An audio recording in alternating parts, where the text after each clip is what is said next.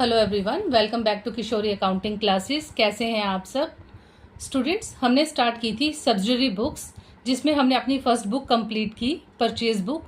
हमने सीखा purchase book क्या है, परचेज बुक क्यों बनाई जाती है, उसमें किस तरह से हम ट्रांजेक्शन्स को रिकॉर्ड करते हैं, कौन कौन सी ट्रांजेक्शन्स रिकॉर्ड होती हैं, वो सब सीखी। उसमें हमने with GST and without GST transactions को रिकॉर्ड करना सीखा। आज हम स्टार्ट करने वाले हैं स्टूडेंट्स सेल्स बुक। ठीक है, आज की वीडियो में हम सीखेंगे कि सेल्स बुक क्या है, कौन कौन सी ट्रांजेक्शन्स इसमें रिकॉर्ड होती हैं और कौन सी नहीं होती हैं, इसका फॉर्मेट क्या है। तो इस वीडियो को स्टार्ट करने से पहले जो लोग चैनल पे फर्स्ट टाइम विजिट कर रहे हैं वो चैनल को सब्सक्राइब कर लीजिएगा। तो चलिए गाइस स्टार्ट करते हैं। फर्स्ट है सेल्स बुक का मीनिंग, कि सेल्स बुक क्या होती है। स्टूडेंट्स, सेल्स बुक जो है इसे हम सेल्स डे बुक भी कहते हैं और सेल्स जर्नल भी कहते हैं। ठीक है, ये हमारी सब्सिडरी बुक होती है जिसे यूज़ किया जाता है to record credit sale of goods. इसे हम बिजनेस में जो हमारे गुड्स हैं, जब उन्हें क्रेडिट पे हम सेल करते हैं तो उन क्रेडिट सेल्स को हम अपनी सेल्स बुक के अंदर रिकॉर्ड करते हैं। That a business regularly trades in, यानी जिस चीज़ में हम डील करते हैं, हमारा बिजनेस जिस चीज़ों में डील करता है, जब उन चीज़ों को क्रेडिट पे सेल करते हैं तो वो जो सेल्स की ट्रांजेक्शन होंगी क्रेडिट सेल्स की, उसे हम सेल्स बुक में रिकॉर्ड करेंगे। Only credit sales are recorded in a sales book. हम सेल्स बुक में सिर्फ और सिर्फ क्रेडिट सेल्स को ही रिकॉर्ड करते हैं, क्रेडिट सेल्स ऑफ गुड्स। ठीक है, cash sales of goods are recorded in a cash book.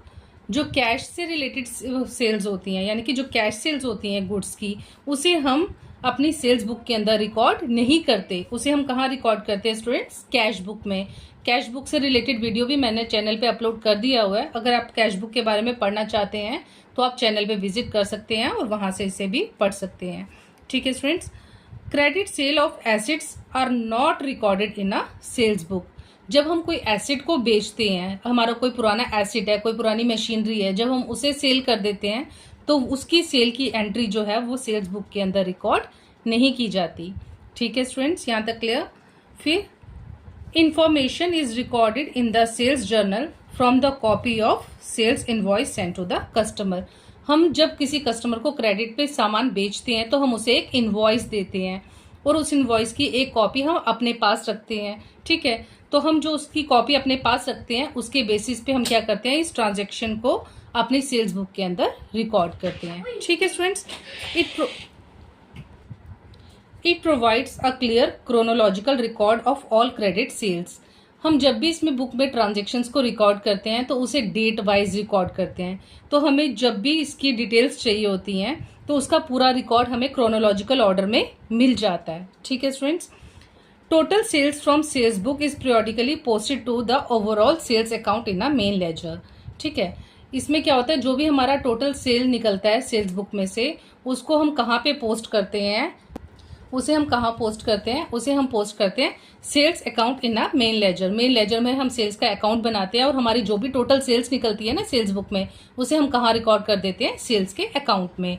ठीक है स्टूडेंट्स, ये सेल्स बुक का हमारे पास फॉर्मेट दिया हुआ है।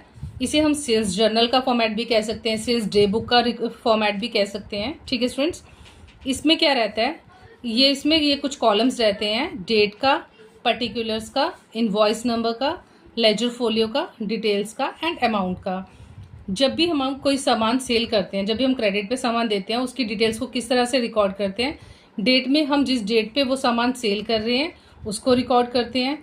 पर्टिकुलर्स में हम उस पार्टी का नाम लिखते हैं जिसको हमने क्रेडिट पे सामान दिया है। इनवॉइस नंबर पे हम वो बिल, वो जो इनवॉइस का नंबर है वो मेंशन करते हैं। लेजर फोलियो में आपने कुछ नहीं लिखना है। डिटेल्स में हम अपना जो भी आइटम सेल करते हैं उसकी पूरी डिटेल्स यहाँ पर लिखेंगे और अमाउंट में उसका जो टोटल निकल के आएगा उसको मेंशन करेंगे। ओके स्टूडेंट्स, अब हम क्या करेंगे, अब हम सेल्स बुक में ट्रांजेक्शन्स को डालना सीखेंगे, किस तरह से हमें सेल्स बुक बनानी है। तो यहाँ पे हमारे पास एक इलस्ट्रेशन है, from the following transactions prepare sales book of modern furnishing house for January 2024। वो कह रहा है नीचे कुछ ट्रांजेक्शन्स दी हुई हैं, आपने सेल्स बुक बनानी है किसकी, मॉडर्न फर्निशिंग हाउस की। तो सबसे पहले आप क्या करेंगे, जब भी फॉर्मेट बनाएंगे तो सबसे पहले आप फर्म का नाम लिख लेंगे ऊपर, in the books of modern furnishing house. ठीक है, नीचे सेल्स बुक बना रहे हैं, सेल्स बुक लिखेंगे। अब आपने क्या करना है स्टूडेंट्स, सबसे पहले जब आप इसके फॉर्मेट हमारे पास बना हुआ है, हमने क्या करना है, ये फॉर्मेट बनाना है, date, particulars, invoice number, ledger folio, details and amount का। ठीक है। ट्रांजेक्शन्स हमारे पास हैं। फर्स्ट ट्रांजेक्शन आपको दे रहा है Jan 5 sold on credit to Amit Bal Rajpura. हमने 5 जनवरी को क्रेडिट पे अमित बैल को सामान बेचा था, ठीक है। उसमें 20 चेयर्स थी एट द रेट 200 पर चेयर, 20 टेबल्स थे एट द रेट 700 रुपीज़ पर टेबल, और प्लस हमने उसको ट्रेड डिस्काउंट भी दिया था 10%। इस ट्रांजेक्शन को हमें अपनी सेल्स बुक में रिकॉर्ड करना है। किस तरह से रिकॉर्ड करेंगे? सबसे पहले आप यहाँ डेट लिखेंगे Jan 5, पार्टी का नाम लिखेंगे अमित बैल राजपुरा, ओके। अब आप अपने भी आइटम्स की डिटेल लिखेंगे कि क्या क्या बेचा है आपने उसको। 20 चेयर्स एट द रेट 200 पर chair, 20 chairs at the rate 200 पर चेयर, ठीक है। दूसरा हमने बेचे हैं उसको 20 टेबल्स एट द रेट 700 पर टेबल, ठीक है। 20 चेयर्स एट द रेट 200 पर चेयर हमने उसको सेल किया, और 20 टेबल्स बेचे, और हर एक टेबल का रेट कितना था? 700। तो पहले हम इसकी डिटेल्स निकालेंगे। 20 चेयर्स मल्टीप्लाई 200 कितना हो जाएगा? 4000 rupees. 20 tables at the rate 700 पर टेबल, क्या आएगा इसका? 7 टू 14,000 रुपीज़, ठीक है। अब हमने इनको क्या दिया है? 10% ट्रेड डिस्काउंट भी दिया है। तो ट्रेड डिस्काउंट किस पे लगेगा? टोटल पे। तो सबसे पहले आप इनका टोटल निकाल लो। 14 + 4 कितना हुआ? 18,000 रुपीज़, ठीक है। अब क्या करना है आपने? इसमें ट्रेड डिस्काउंट को माइनस करना है। Less trade discount 10%। 1800 का 10% कितना होगा बच्चों? 1800 रुपीज़। आप इसमें से इसको माइनस करेंगे। 18,000 माइनस 1800 इज इक्वल टू, इसका जो टोटल आया वो आया, इसके सामने ही लिख देंगे आप टोटल 16,200 रुपीज़, ठीक है स्टूडेंट्स, क्लियर। फिर उसके बाद हमारी नेक्स्ट ट्रांजेक्शन है Jan 10, जनवरी 10 को हमने सामान सेल किया। Sold on credit to Vikram Datta, हमने विक्रम दत्ता को क्रेडिट पे सामान बेचा, जो लुधियाना का पार्टी है, ठीक है। क्या बेचा उसको हमने? 15 चेयर्स, हर एक चेयर का रेट कितना है? एट द रेट 250 पर chair, 25 stools at the rate 150 पर स्टूल, ठीक है। तो और हमने इसको 10% ट्रेड डिस्काउंट भी दिया है। इस ट्रांजेक्शन को लिख लेंगे। सबसे पहले आप डेट लिखेंगे Jan 10, जनवरी 10 को हमने सामान बेचा। पार्टी का नाम क्या है? विक्रम दत्ता लुधियाना, ठीक है। हमने पार्टी का नाम यहाँ पे मेंशन कर लिया।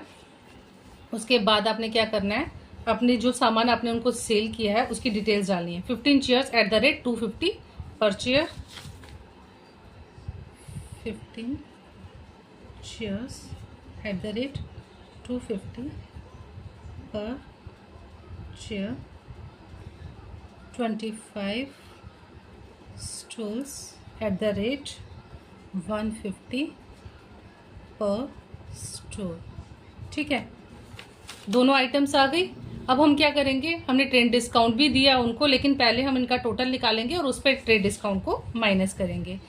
तो 15 माइनस 15 मल्टीप्लाई 250 कितना होगा? 3750। फिर है 25 stools at the rate 150, 25 multiply 150, इसका भी टोटल सेम आया 3750, ठीक है। सबसे पहले आप इन दोनों को प्लस करेंगे, फिर ट्रेड डिस्काउंट उस पर माइनस होगा, ठीक है। 3750 प्लस 3750 इज इक्वल टू 7500, ठीक है। अब क्या करना है आपने? इसके ऊपर हमने ट्रेड डिस्काउंट भी दिया, ट्रेड डिस्काउंट 10%, तो आप ट्रेड डिस्काउंट भी इस पर लगाएंगे। Less trade discount 10%। 7500 का 10% कितना होगा? 750। आप इसका जो टोटल निकलेगा उसे कहाँ लिखेंगे? बाहर लिखेंगे। 7500 माइनस 750, इसका जो टोटल आया वो था 6750 रुपीज़, ठीक है। ये इसका टोटल आ गया। ठीक है बच्चों। अब है next transaction, Jan 15 good sold for cash to Gopal Singh.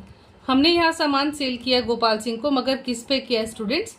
Cash पे किया है। ठीक है, तो कैश वाली ट्रांजेक्शन जो है वो हमारी सेल्स बुक में रिकॉर्ड नहीं होगी। ठीक है, इस ट्रांजेक्शन को हम सेल्स बुक में रिकॉर्ड नहीं करेंगे। क्लियर।